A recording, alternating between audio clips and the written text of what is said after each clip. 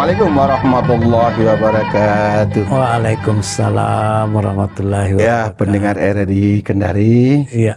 Ya, selamat di subuh hari ini. Iya, ya. Subuh yang ketiga barangkali Ya. ini. Oke, ketiga ya. Ketiga. Soalnya kita setia juga, teman-teman kita di LPP RRI ini setia bersama kita di subuh hari ini dengan aktivitas kegiatannya. Iya. Ya, mereka juga bertanggung jawab kepada atasannya, Ya. juga bertanggung jawab kepada Allah karena ini siaran agama ini. Dia juga dapat pahala. Kan Ibadah ya, juga. sudah bilang kemarin, Iya. jadi 10 bisa digandakan, Jadi lipat gandakan lipat sampai ganda 10. sebanyak-banyaknya. Yang Ya. sebanyaknya itu tidak Sampai- ditahu oleh siapa. Iya, iya. Nah, jadi kita ke malam kedua kemarin subuh. Iya. Itu Pak Kiai sudah jelaskan apa fadilah, apakah keutamaan kemudian Ramadan itu Bulan. sudah 3. Ya. Yang keempat apa itu? Nah, jadi yang keempat itu yang dikatakan melaksanakan betul ibadah puasa. Karena puasa yang kita laksanakan itu ada janjinya Rasulullah yang dinantikan, dirindukan oleh surga itu adalah inna fi kali babur rayyan, inna fil jannati kali babur rayyan. Di surga itu ada satu pintu yang namanya babur rayyan. La yadkhuluna illa fi shaim Ramadan. Tidak ada yang lewat pintu itu kecuali yang bisa lewat adalah orang yang punya pahala puasa Ramadan. Oh, jadi fadilahnya. Jadi pokoknya saya ini bicara saja ini Ustaz, Ya. Pak Kiai yang perjelas, atau kalau saya salah, berarti dibilang Rasulullah nanti di yaumil akhirat nanti di surga itu ada apa pintu Ada ya? pintu yang rayyan disebut namanya. dengan babur rayyan. Oh, Ya, pintu rayyan ya. yang itu tidak dimasuki kecuali orang yang berpuasa Ramadan. Nah, iya. persoalan puasanya yang penting apakah dia golongan awam, golongan khusus atau puasa khusus, yang penting bahwa ibadah puasa dilakukan sesuai dengan rukun dan syaratnya. Kalau itu ya. Jadi kalau begitu, kalau saya salah diperbaiki Pak Kiai, berarti nanti di surga itu mudah-mudahan saja Pak Kiai di depan, saya di belakang, biar pintu kecil yang bisa masuk. Ya. Kan masa saya sudah bicara subuh Ramadan, Kiai masuk, saya tidak masuk, saya tarik bajunya, saya tarik jasnya. Sama-sama kayak itu hari di sana. Kasih masuk juga operator itu, mereka juga ada itu. Hanya kan kita harus garis bawahi Pak Imam. Artinya masuk surga itu hak prerogatif Allah. Oh iya. Masuk surga itu siapa yang mau dimasukkan silakan, itu adalah haknya Allah, itu yang haknya masukkan. Allah. Kita cuma melaksanakan kewajiban. Iya. Dan bahkan Allah mengatakan jangan selalu menghitung-hitung ibadah kita itu lalu kita mengatakan saya sudah pantas dengan surga. Jangan menghitung-hitung ibadah kepada Allah bahwa saya ini sudah pantas untuk masuk surga. Oh iya. Kita ini Pak Imam, jangan. Oh, kita ini masuk surga. Kenapa? Tiap hari, tiap subuh kalau Ramadan kita capek-capek ini datang mengajak orang yang baik. Berarti, jangan. Karena kalau apa yang kita lakukan ini, ternyata dibanding dia bilang Allah, kalau kita mau hitung-hitungan, kira-kira kalau kamu mengatakan saya sudah lelah, setiap hari ke RRI ini jalan kaki. Kira-kira kalau saya ambil kakimu satu, kira-kira sebandingkah dengan tidak. Pasti kau bilang saya tidak mau ke RRI karena kakiku satu. Tidak ada bandingannya. Ya, makanya pengabdian yang kita lakukan kita syukuri kalau bisa melakukannya. Tapi kita pasti kita akan mengatakan pasti lebih banyak yang diberikan oleh Allah dibanding yang kita lakukan. Berarti mohon maaf kalau Pak Kiai yang harus perbaiki. Berarti kita lakukan sebanyak apapun ibadah kita belum sebanding dengan apa yang diberikan oleh Allah Subhanahu wa taala kepada kita. Tidak bisa sebanding.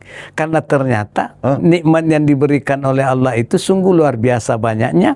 Ada yang bisa kita lihat, ada yang tidak bisa kita lihat. Ada yang hanya bisa kita rasakan.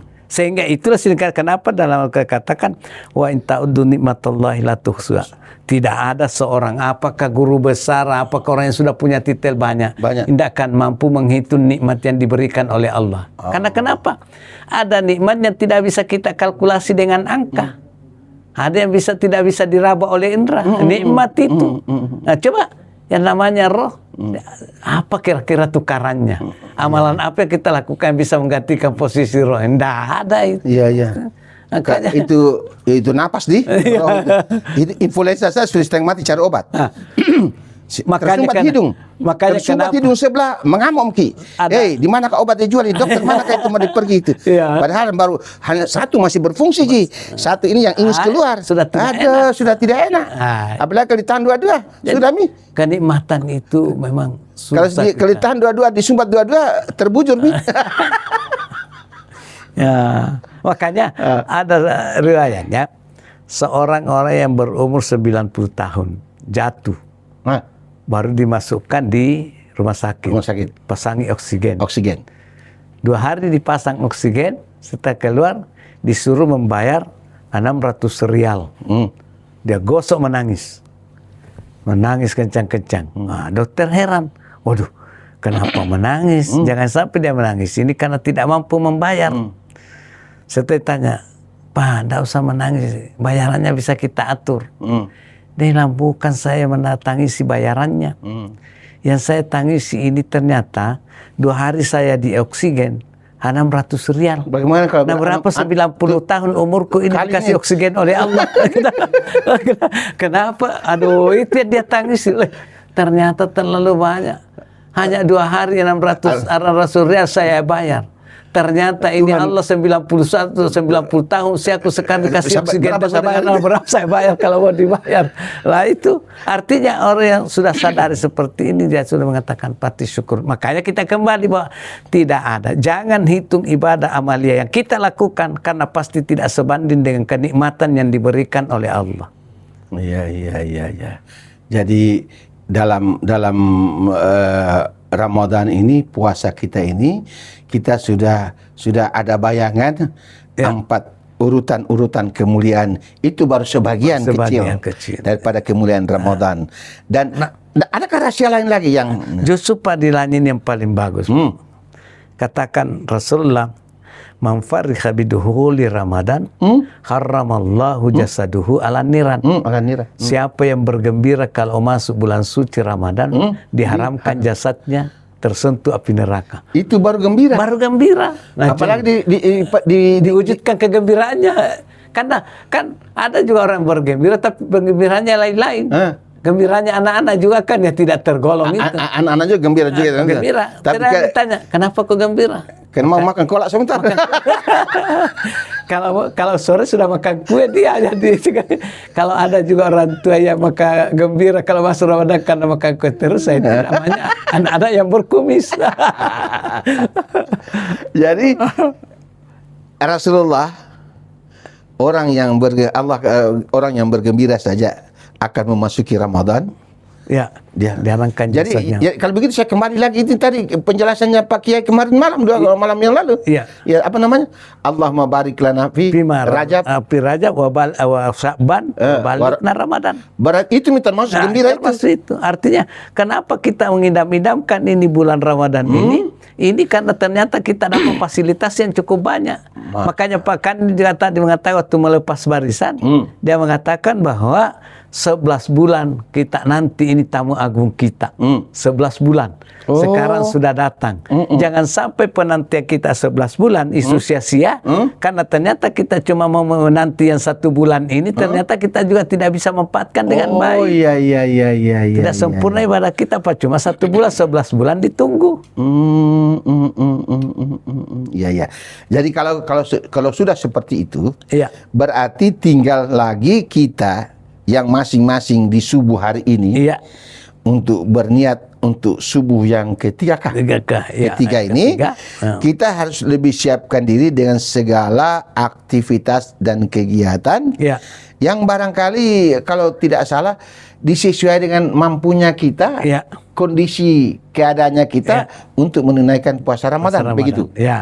Jadi kita masuk saja kepada intinya bahwa ternyata puasa itu adalah intinya pengendalian diri. Dikendalikan dari mana?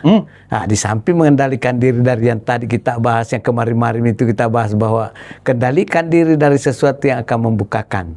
Satu.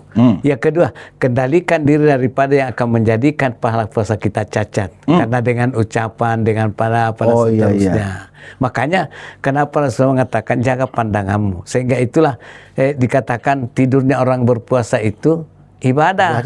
Tak maksudnya itu mudah-mudahan dengan anggota tubuh kita ini kan lantaran kita tidur kita tidak bisa lihat yang jelek, kita tidak bisa dengar yang arah kan. Kalau kita tidur kan tidak mendengarkan. Biar orang berkelahi bertengkar di sana kita tidak lihat, tidak dengar dan seterusnya. Itu ada juga itu saya dengar ada ustaz dia bilang begini.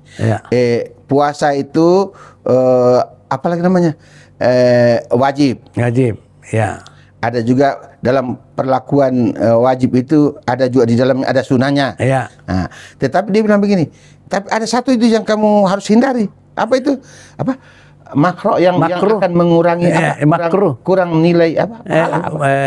Mengurangi pahala ya, makruhnya itu ya. Hindari hal-hal yang makruh. Karena katakan kalau bicara tataran hukum itu yang dimaksud dengan makruh adalah kalau kita tinggalkan dapat pahala.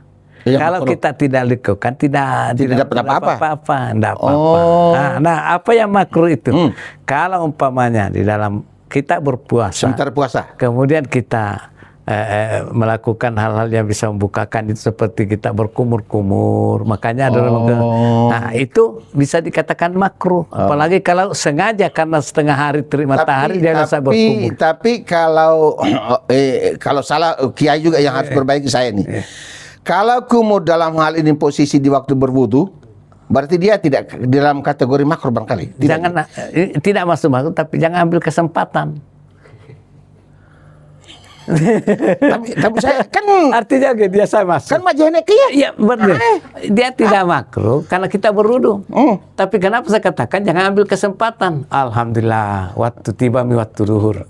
Saya berniat sebentar berwudu ini supaya agak enteng puasaku. Itu berarti itu namanya mengambil kesempatan. Itu atau terlalu terik matahari. Saya mau pergi menjemur di kolam, di laut supaya itu. Oke. Sekarang dia akan lari lagi. Bagaimana istri tak manasui?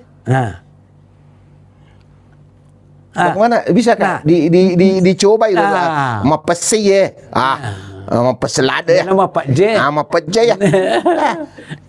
Akan nasu lagi ya? Nah, itu berarti mencicipi, mencoba. Dikatakan tidak membatalkan puasa ibu-ibu yang memasak untuk mengetahui bahwa asin atau tidak, sudah enak atau tidak enak, tidak apa-apa. Tapi sampai di lidah. Karena ada yang membatalkan puasa itu adalah masuknya sesuatu melalui kerongkongan. Nah ini kan belum sampai di kerongkongan, masih lidah. Tapi kalau dia coba, enak. Tambah lagi sedikit, enak. Wah itu sudah masuk. Sudah mengerti. Tapi ada lagi temanku dibilang, kan tidak masuk kerongkongan toh? Matoleki, jadi ada tamat tuh. Nah, kalau itu bukan persoalan kerongkongan atau bukan kerongkongan, tetapi itu mendatangkan kenikmatan dan karena kebiasaan. Ya, dan orang merokok terkadang memang dia menganggap bahwa asupan gizi. Karena ada orang kalau sudah yang namanya ahli isap itu, rokok, lebih baik dia merokok daripada dia makan. Betul. Nah, makanya. Jangan begitu. Biar marah-marah istrinya dia merokok terus dia. Ya, artinya yang penting dia merokok. Iya. Baru motor dia yang tidur langsung tolak sih. Di dalam melaksanakan ibadah puasa itu tadi yang kita bahas pertama itu berupayalah untuk meningkatkan, jangankan yang haram, tinggalkan juga yang subhat, tinggalkan juga yang makruh dan seterusnya. Supaya kualitas ibadah kita di Ramadan itu betul itu kita bisa jaga kualitasnya. Subhanallah. Saya kira itu. Jadi kalau begitu kepada jamaah kita yang di rumah dan dipersilakan untuk menghubungi kami di RRI. Mungkin ada nomor sudah jelas yang ditangani oleh RRI di bawah ini, di bawahnya ini. Ya. terserah mau ke kalau yang paling bagus itu sama Pak Kiai, karena saya ini teman Pak Kiai, jadi jadi kita akan lebih berinteraksi lagi dengan cara-cara tersendiri dalam kegiatan siaran sahur ini, ya, khusus di RRI Kendari. Jadi barangkali yang lihat langsung di gambar sudah tandai, oh ini pada yang cerita, yang ngobrol di cerita-cerita di RRI ini muka-muka ini pada selalu kita ketemu di jalan ini.